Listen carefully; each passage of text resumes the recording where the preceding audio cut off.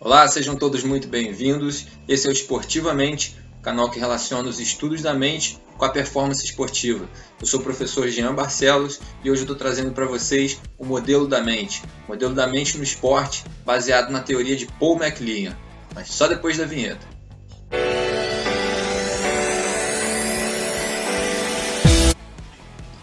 Bom, então vamos lá. O modelo da mente ele foi criado por Paul McLean em 1970, só foi produzido em seu livro em 1990. É uma teoria muito interessante, não é a única teoria que existe para explicar o modelo da mente. No entanto, eu particularmente gosto muito dessa teoria por ser de fácil entendimento. Ela separa o cérebro em três, em termos evolutivos, a gente vai ver. Não que o nosso cérebro ele seja realmente dividido, né? A gente sabe que o cérebro ele atua interconectado, ele trabalha totalmente, tanto é que uma região ela se desenvolve a partir da outra, então a partir de novas conexões que elas vão fazendo e o cérebro vai se desenvolvendo. Então não existe separar a mente, separar estruturas, a gente separa apenas por didática, apenas para estudar, porque fica mais fácil de você entender e também porque as regiões elas possuem características próprias, tá? Mas eu diria até predominantes, né? Mas nada que seja isolado, né? O cérebro ele trabalha totalmente integrado. Então vamos lá, a teoria é a teoria do cérebro trino. Vamos começar aqui.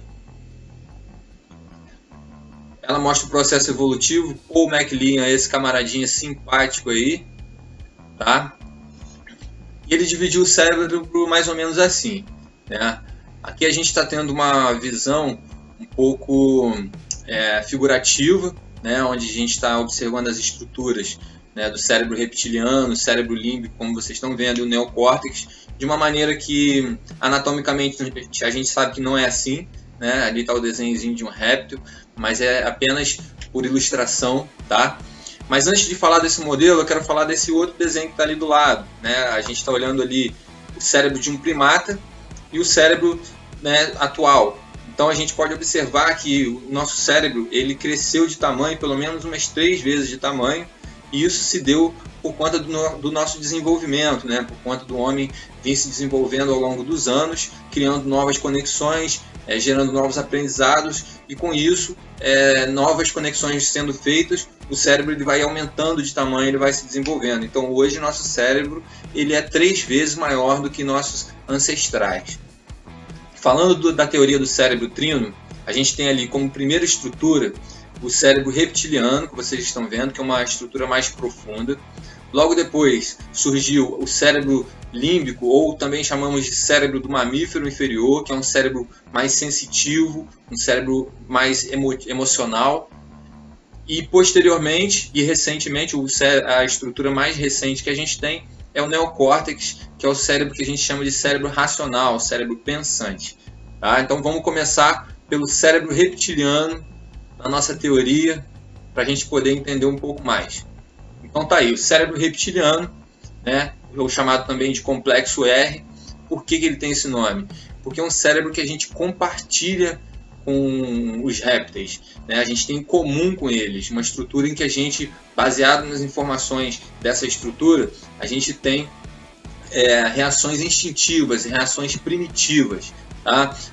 Um cérebro que na época há muitos anos atrás, né, quando só existia essa estrutura, o animal, ele até hoje ele age assim, porque ele não possui as outras estruturas, mas nós seres humanos, antes de nos desenvolvermos, a gente também agia dessa mesma forma, ou seja, o réptil, quando ele percebe uma situação de perigo, uma situação de tensão, ele geralmente gera 3 reações, né, que podem ser a luta, que está ali em cima, fuga ou congelamento, aqui, ó, tá?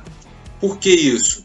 Porque ele não tinha a parte racional, né? Então ele agia por instinto, né? Por isso que a gente chama de um cérebro instintivo, né? Então as reações dele eram muito primitivas, né? Quando o animal estava na floresta, e vamos dar um exemplo, a moita balançava, ele não tinha tempo de saber se aquilo ali era só o vento, se aquilo ali era uma pessoa passando, se era um passarinho, ele não tinha tempo de decidir, né? Porque esse cérebro ele preza pela nossa sobrevivência.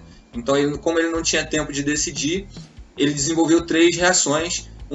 Ele lutava contra aquilo, contra o perigo iminente, ele poderia fugir, né, automaticamente, ou ele entrava num estado de congelamento. Esse estado de congelamento era como se ele estivesse fingindo que já estivesse morto. Seus batimentos diminuíam ou quase paravam, a respiração, e ele meio que se disfarçava como um objeto ali sem vida. E aí o predador poderia perder o interesse por ele e ele se safava, garantindo a sobrevivência. Tá? Então, ele é um cérebro instintivo, é um cérebro que ele age automaticamente, né? Como uma resposta rápida, bem rápida, né? É quase que instantâneo, e é uma resposta bem primitiva e instintiva para garantir a sobrevivência, né? Esse cérebro, além dessa característica, né, que é uma característica que predomina o medo, né? Sempre que a gente sente medo de alguma coisa, que a gente sente que está em perigo, essas reações elas emanam da gente. Então, ele, além dessas reações, ele também é um cérebro que a gente chama de inconsciente, porque ele toma conta das nossas reações inconscientes, como batimento cardíaco, respiração, controle das nossas vísceras, né? Então, ele é um cérebro a estrutura é bem profunda, uma estrutura bem antiga e bem primitiva, né? A estrutura responsável, né, no nosso cérebro, pelo cérebro que a gente chama de cérebro reptiliano, é o tronco encefálico. Tá? O tronco encefálico, como vocês podem ver ali, está entre o cérebro, né, a parte superior, e a medula espinhal. Então, ele serve ali como um modulador, né, de informações, passam muitas informações por ali, mas essa estrutura, basicamente, é responsável pelas nossas reações mais primitivas, mais instintivas. Tá bom? Então, passando agora para a próxima estrutura, a gente tem aí agora o cérebro do mamífero inferior, tá representado aí por esse simpático gatinho. O cérebro do mamífero inferior, ele tem uma característica que é a característica emocional, é representado pelo nosso sistema límbico. Daqui a pouco eu vou mostrar ali o sistema límbico. Que característica emocional é essa agora que o cérebro do mamífero inferior traz? Então, seguindo o desenvolvimento, né, do ser humano, agora a gente começa a perceber mais as situações, a sentir, a usar os nossos sentidos de cheiro, de visão, audição, e esses sentidos eles começam a dar uma nova característica para as nossas reações, utilizando o quê? Agora a gente tem a necessidade de viver em grupo, agora a gente tem a necessidade de criar laços. Então a gente começa a agregar uma característica às nossas reações, que é uma característica emocional, né? Agora a gente decide se aquilo que está acontecendo a gente nos dá prazer, se nos serve, né? Às vezes, quando a gente sente um cheiro de alguma coisa, a gente já decide se aquela comida é boa ou ruim para a gente, né? Se a gente gosta ou não. Então, a partir de agora, com essas sensações, né? Todas as sensações que a gente tem de visão, de paladar, de audição, de tato, a gente começa a criar também as memórias de longo prazo, né? Então, a partir de agora,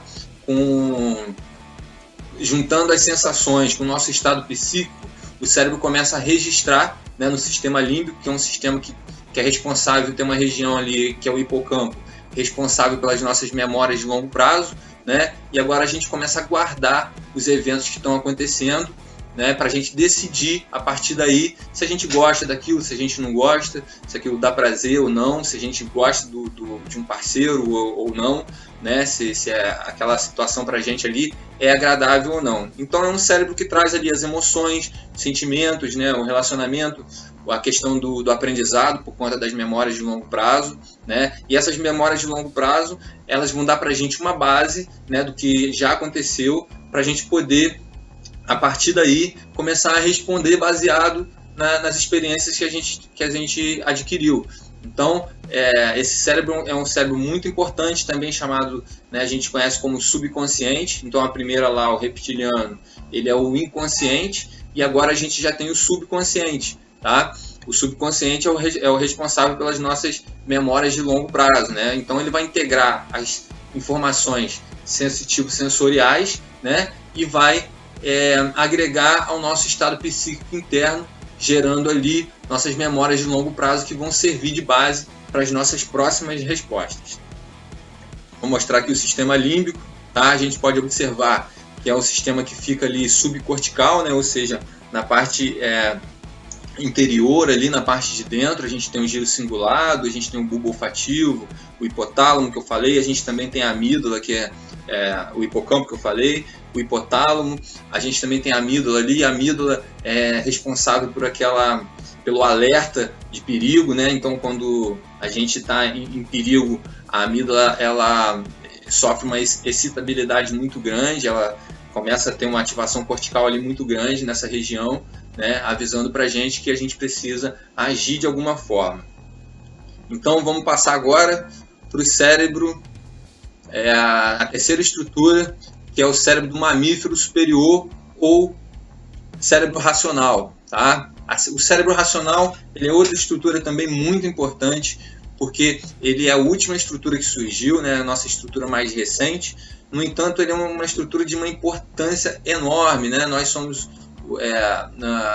a única espécie na Terra que possui essa estrutura, né? E essa estrutura faz da gente não um ser superior, né? Mas a gente começa a dominar todas as outras espécies. Né? Por conta de quê? Por conta que agora a gente agrega a lógica, a gente começa a pensar, a gente começa a criar estratégias. Também a linguagem é muito importante, porque a linguagem vai fazer com que a gente se comunique e a gente consiga planejar a nossa vida, a gente consiga estruturá-la de uma maneira melhor. Né? Então o cérebro racional ele chega agora não com uma resposta tão rápida quanto os anteriores, né? A resposta agora é uma resposta mais lenta, ou seja, ele vem depois, a resposta do cérebro racional vem posterior aos outros cérebros. No entanto, vem uma resposta mais refinada, uma resposta mais inteligente, uma resposta mais estratégica. E o que ele traz de benefício para a gente nesse momento? Ele traz benefício que agora ele, além de garantir a nossa sobrevivência, ele vai permitir que a gente fique mais tempo, que a gente sobreviva durante mais tempo, porque a partir de agora a gente começa a criar planejamento, a gente começa a criar estratégia de vida, estratégia de relacionamento, né? Então a gente começa a descobrir que a gente pode criar coisas para a gente poder sobreviver durante mais tempo. Né? Então é um cérebro muito importante. Além disso, ele vai decidir se as nossas respostas, né, a gente vai começar a ter respostas instintivas e ele vai decidir se aquilo que aconteceu é uma resposta boa ou se é uma resposta ruim. Né? Então, olha a importância que esse cérebro também tem. Né? A gente, lá no começo, lá no cérebro reptiliano, a gente tem umas respostas mais instintivas, mais primitivas, né? Bem primitivas. E não necessariamente essas respostas primitivas, elas agora são tão necessárias, né? Porque elas são muito baseadas no medo, e esse cérebro ele vai trazer uma racionalização, ele vai ponderar, ele vai falar, não, peraí, você não precisa agir assim, você pode fazer de forma diferente. Só que o grande diferencial de um para o outro é o tempo de resposta, né? O cérebro reptiliano e emocional, eles agem muito mais rapidamente e instantaneamente, e esse cérebro ele age um pouco depois, né? Então, com certeza você já deve ter dado uma resposta para alguém em momentos de tensão, né? Uma resposta bem primitiva, uma resposta bem instintiva, que não necessariamente deve ter sido uma boa resposta, não todas as vezes. Né? Se isso já aconteceu com você e logo depois o que pode ter acontecido, você deve ter racionalizado e deve ter pensado assim, poxa, essa resposta não foi adequada, acho que eu falei demais, ou eu acho que eu agredi, ou acho que eu não dei uma resposta da maneira que eu gostaria que fosse. Você começa a pensar sobre isso, interpretar, e aí você começa a fazer uma regulação dos seus comportamentos, né? Então, a importância dele é que ele ajuda a gente a fazer regulações dos nossos comportamentos, ele ajuda a gente a planejar, ajuda a gente a ter comando dos nossos movimentos mais refinados também. Tá? Então é um cérebro muito importante, muito importante. A gente tem a estrutura, né, cerebral como neocórtex, então é essa região bonitinha aí que a gente está vendo, cheia de cobrinhas, cheia de sulcos, tá? Ele tá, como a gente está vendo ali em cima ali, ó, tem o cérebro Então o rosinha ali, o reptiliano, que é a parte mais instintiva, e pode ver que ele está muito junto do cérebro límbico, eles atuam praticamente juntos, tá? Numa resposta mais instintiva, numa resposta mais rápida.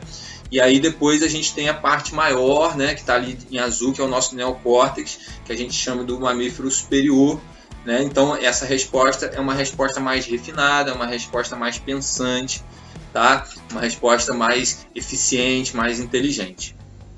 E agora a gente vai entender, né, o porquê que essas informações elas são importantes para o esporte, né? Quais são os principais benefícios dessa informação para o atleta? Bom, primeiramente, se ele entende como o cérebro dele funciona, ele está tendo aí um autoconhecimento e ele consegue reconhecer as reações do corpo dele, né? É muito importante a gente ter autoconhecimento, né? Entender o funcionamento do cérebro traz para a gente autoconhecimento. Por quê? Porque aí a gente começa a ter indícios do que está acontecendo. Por exemplo, quando o atleta ele está num jogo concentrado e de repente, por algum momento, o jogo começa a ficar mais tenso, perto do fim do jogo, alguém começa ou torcida a pressionar, ou técnico, alguém, e ele começa a sentir uma sudorese, ele começa a sentir um batimento acelerado, ele começa a sentir um pouco de dor de cabeça, ele começa a sentir que o corpo dele está modificando, né? Então, consequentemente, se ele entender que essas são reações do cérebro dele emocional junto com o cérebro reptiliano, ele vai entender que predominantemente o que está acontecendo ali, que as respostas dele podem ser respostas instintivas, e como a gente viu, as respostas instintivas elas só são boas se elas estiverem alinhadas com o nosso neocórtex, com o nosso cérebro racional. Se elas não estiverem alinhadas com o nosso cérebro racional, provavelmente ele vai dar aquelas respostas lá de luta, de fuga, de congelamento, né? Pode travar, pode ter uma crise de ansiedade, né? Então é importante ele saber o que está acontecendo na cabeça dele, principalmente durante os treinos. É importante que a gente eduque o nosso atleta antes das partidas sobre isso, né? Que ele entenda as reações do corpo dele, o que está acontecendo, qual o cérebro que está predominando naquele momento, por que ele está reagindo daquela forma, porque muitas vezes o atleta ele reage sem saber o que está acontecendo e ele entra num estado de raiva, num estado de depressão, sem saber que aquilo é uma coisa natural da mente dele e que ele pode educar, que ele pode controlar, que ele pode colocar o cérebro dele racional na jogada para poder, através de algumas técnicas, né? Não é do nada que isso acontece, exige treinamento, exige técnica. E aí ele começa a entender isso daí e ele começa a se autorregular, né? Fazer uma autorregulação muito importante.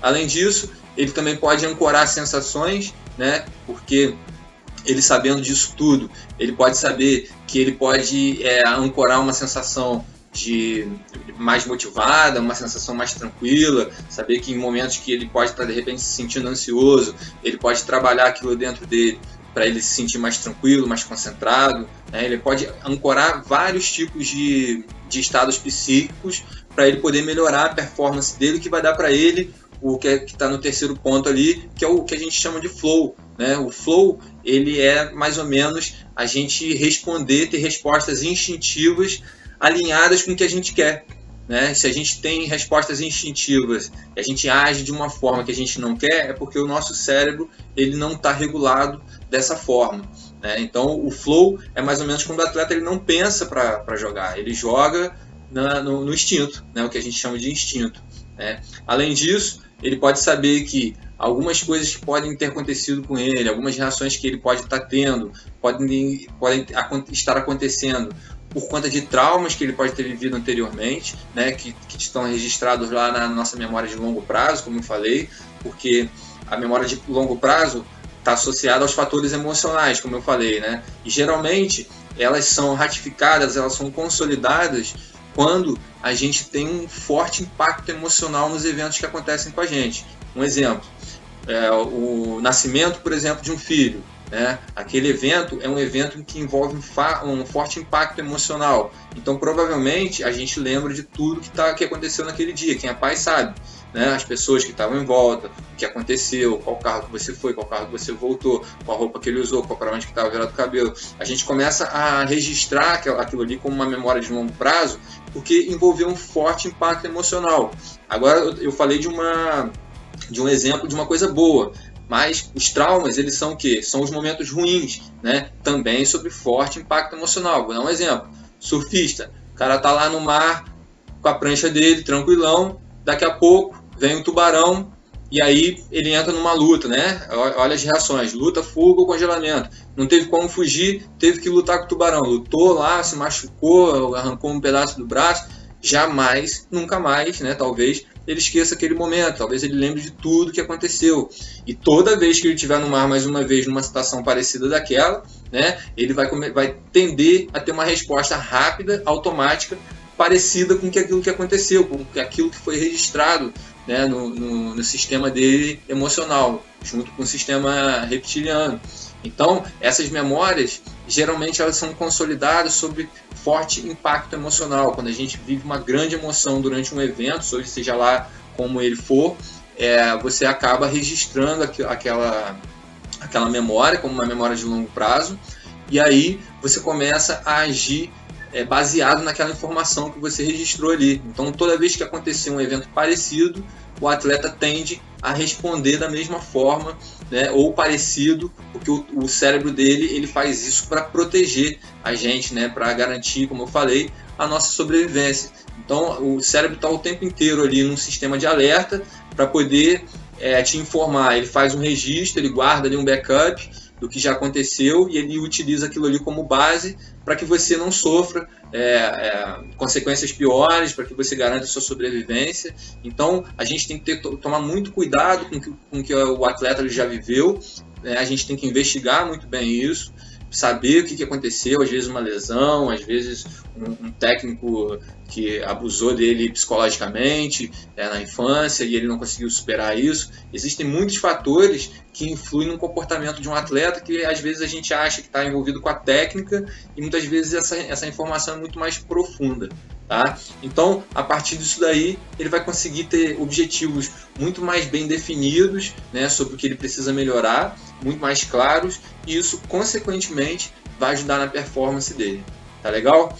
Então, esses foram os 3 cérebros, esse foi a aula de hoje sobre o modelo da mente. É um tema que ele é muito amplo, tentei dar uma resumida aqui para vocês, mas se vocês quiserem mais informações, eu sugiro que vocês corram aqui, ó, nas minhas redes sociais, tem lá o YouTube, tem no Spotify, tem alguns áudios muito legais sobre o modelo da mente também, e nas minhas redes sociais do Instagram. Pode mandar mensagem, pode ligar, pode deixar o recado lá, dar uma curtida. Aproveita, se inscreve no canal do YouTube, dá uma curtida aí nesse vídeo, para que esse vídeo seja mostrado para mais pessoas e ajudar o nosso canal aí a crescer com esse assunto que é tão importante no meio esportivo. Tá certo? Esse foi o Esportivamente, espero ter ajudado. Muito obrigado. Fiquem com Deus.